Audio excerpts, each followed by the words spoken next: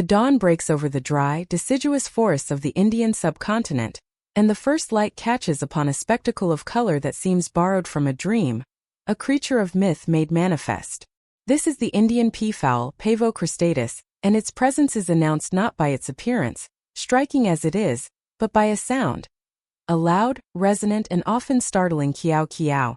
A call that slices through the morning mist and serves as the authentic, untamed voice of the jungle. It is a voice of territorial claim, a warning, and perhaps most importantly, a declaration of sheer, undeniable magnificence. For countless centuries, this bird has captivated human imagination, serving as a symbol of immortality, royalty, and pride. But the reality of the peacock is far more complex and fascinating than its mythological trappings. Its life is a continuous, high-stakes negotiation between survival and display, a challenge that begins with the physics of light itself. The creature we call the peacock is, strictly speaking, the male of the species, and his most famous asset, the iridescent train, is not tail feathers at all, but highly elongated covert feathers that spring from the back above the true, shorter tail. To look upon this structure is to confront a masterpiece of evolutionary pressure. It is not merely a collection of blue, gold, and green pigments. Rather, the vibrant, shifting hues are primarily structural colors, created not by dyes but by the microscopic architecture of the feathers themselves. Each barbule contains tiny, precisely spaced, melanin-based rod-shaped crystals.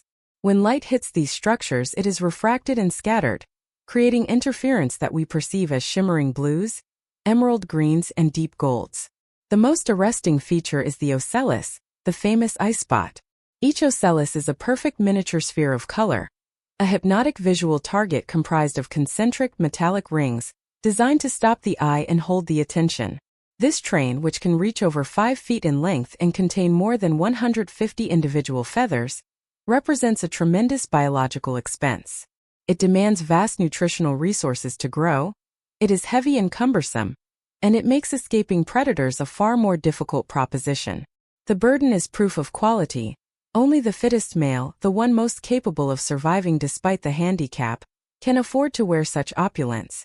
The female, the peahen, is the audience for this grand production, and her judgment is the driving engine of this evolutionary extravagance. She is an altogether more sensible bird, cloaked in muted browns and dull greens, built for camouflage, incubation, and the quiet business of survival.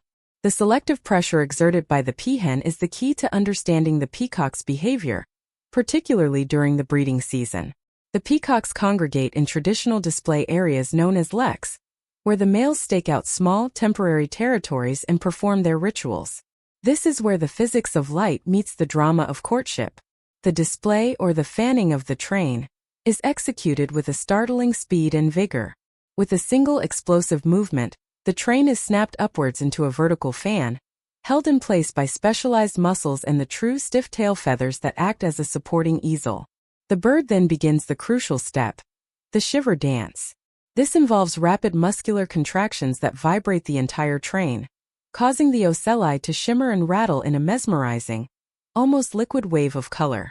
This vibration, which occurs at specific frequencies, produces a low-frequency sound, an infrasound that is believed to travel through the ground and through the air, potentially communicating the male's quality over long distances to the discerning peahen.